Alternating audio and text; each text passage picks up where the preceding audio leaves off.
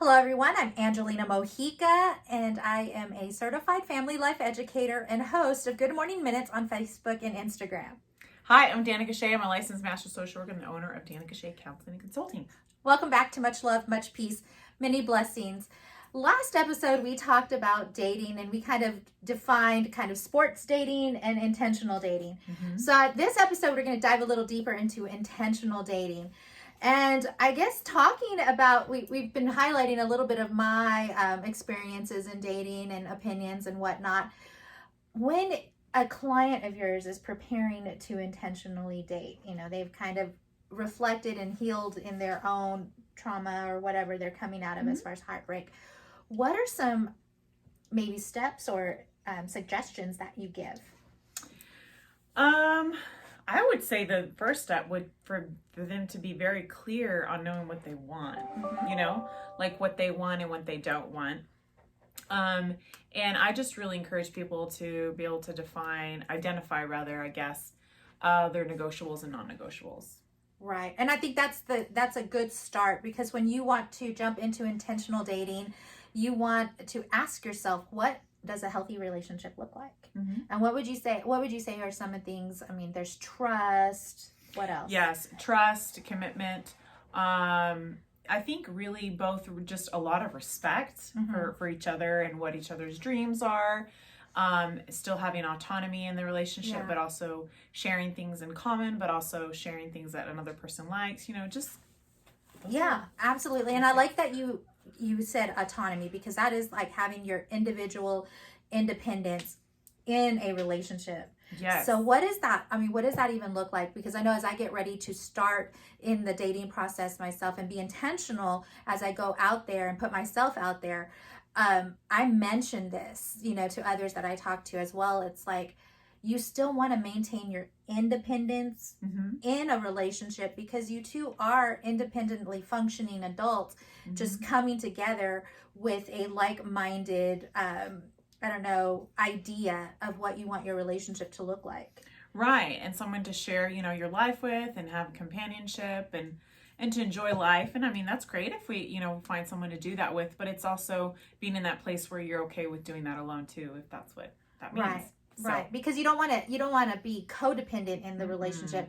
You want to be able to still function and be able to still complete your dreams, your goals, your aspirations as you continue to move forward, but you do it with someone that's going to support you, right?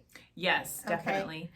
Because I think it's important to remember that it's two people coming together that are complementing each other, right? Not completing, because I'm already complete on my own. I don't need someone, but together we complement each other and we bring out the best. And really, the some studying that I've done on the topic, what's been helpful for me is, having someone in your life, that significant other, that's actually helping you grow. Absolutely. That's really key. Yeah, absolutely. Because you do want to continue to grow together. So some things to consider are like your wants, and that's like kind of your occupation. So here's your checklist right here. What do you want in a relationship or in a romantic partner? The occupation, the intellect, physical attributes, your height, your weight, hair color, you can get as meticulous as you want in those things. And even traits, like what is it that, as far as traits that you're looking for that are maybe compatible to your own, right? Yes, definitely. Okay. And then and then even, taking that checklist a step further and talking about needs, and needs being more like your values, your ambitions. So this is where you talk about somebody coming in being complementary to who you are and your personal growth. So someone that's going to come along and maybe have that like-mindedness as far as your career growth. Maybe you both share the same career ideals or whatever that may be. So that might be a need. So here are some dating tips. I'm kind of going to just suggest some dating tips as we talk, keeping things in perspective. So what I'm saying here is, don't make your search for a relationship the center of your life. Right. Yeah, definitely. Yeah. That's a lot of pressure too. That is. I mean, because you don't want to be that person that's like, all I want in life is to be, in a relationship. Right. Because then you forget about other aspects and joys of your life, and then you lose yourself in that as well. Remember, first impressions aren't always reliable. And this is when it comes to online dating. True. That's true. When you think of online dating, you get that profile, they're not always reliable. Be honest about your own flaws and shortcomings. Yes. Right? We are demanding, and we have all these high demands, and then we're not able to see certain things within ourselves. Right. And I mean, I'm, when I get out there, I'm very upfront with who I am, where I've been, kind of where I'm going. And so there's nothing wrong with that. I think, because at that point, when you're doing your assertive communication on that first meet, I mean, you're building trust with the person. Mm-hmm. So I think, hey, these things are eventually going to come out. So I'm just kind of like, long story short, here's what it is, are those any deal breakers for you? That's good though. That's good. Mm-hmm. Yeah.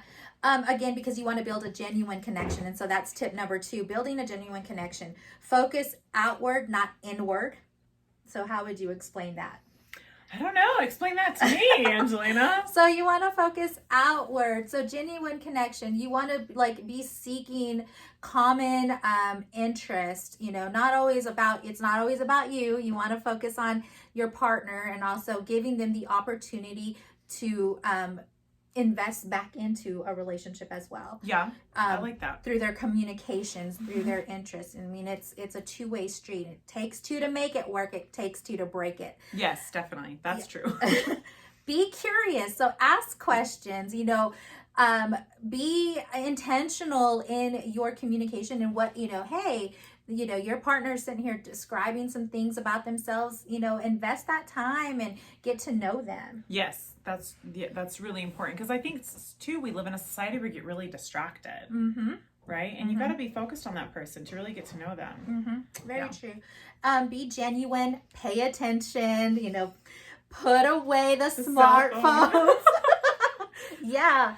Especially that first date, because that first date can lead into so much information, especially for those that are very detail oriented. They're going to watch who you're paying attention to. I mean, that's me on a first date. Yeah. Put my cell phone away, and you're watching them. Yeah. And you're watching them and like, oh, okay, where's your focus at? So good tips for the for the gentleman who would like to date Angelina. Now there we are. And then put priority on having fun. So make your dates fun. Make them, a memory and, a learning experience. Yes, just relax. Have some fun. Yes. And then when you do get rejected, handle it with grace. Don't take it personally. Not at all. Right. Don't dwell on it. Learn from the experience, because, I myself have experienced rejection, and we all have. Yeah. And it hits the ego. It really does. But, I learned from it. Okay, well, this didn't quite work out. Why not? Why didn't it work out? It's probably for the best, and just knowing that that's leading you maybe to a better fit for you. Absolutely. And it's also too, okay, feeling, I think when you get that first, like when I first went out and I had that first rejection of, interest, I was like, whoa, this, but you handle it and you deal with your feelings. That's the other part of it is being able to feel that and acknowledge your feelings. Like, yeah, this did kind of sting a little bit. It hurt. And, I maybe have liked the person a little bit, but you know what? It's okay. Everything happens for a reason, for the best. Something else might come along that fits better. Exactly. I would also say watch the relationship red flags, and we talked a little about red flags kind of just in our other videos here. And so, making sure that you're not dating somebody that maybe has some dependencies, alcohol, drugs, whatever that might be. Yeah. Somebody that has trouble making commitment. So we talked about dating with people that date for sport, for fun. Right. Those people may not be ready for commitment. So as if you're looking for a commitment and you're dating someone like that, that might not be for you. Right. Exactly.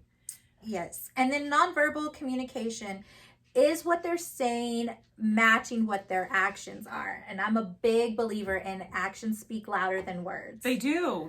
Whether you want to believe it or not, it's true. Right.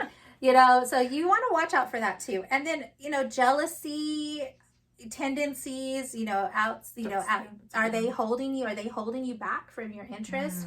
You might want to watch out, because that's not being complimentary of a relationship. Especially in the beginning. You know what I mean? Like, especially if they're showing that in the beginning, then it's not gonna get better. No. It's gonna actually manifest itself more. It's like they always say, you know, if there's issues that you're having as a couple and then you get married, something about that relationship just magnifies what was already there. Yeah. So absolutely, you start seeing that controlling behavior popping out even more. Even more so.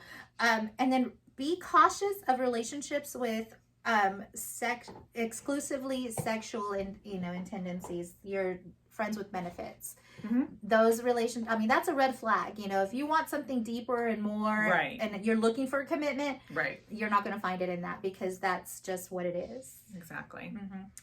And then no one time. So again, what I'm saying here is, if you're looking for a commitment and you're looking with intent and purpose, don't just limit yourself to a one-time only date. Like, because again, that's going to fall into that fun dating. Yeah, that's good, because, you know, there's a lot. I mean, it's one, you know, you can't, how much can you really gain from that one date and know?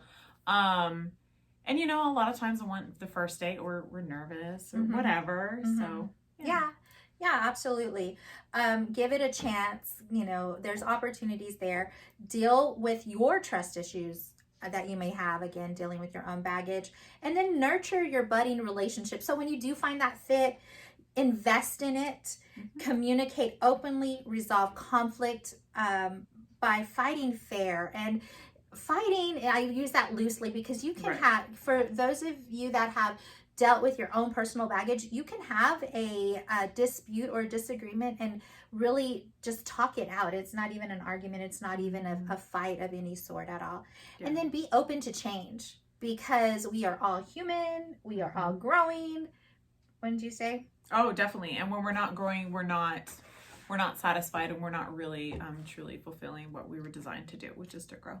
Absolutely. So we're going to wrap up this conversation. But despite the obstacles you overcome, even if you have been burned repeatedly or have a bad track record in dating, these tips listed can help you. They can help you because you can reflect on your perspective, help you understand yourself, and then help you move forward in communicating what you want in a love relationship.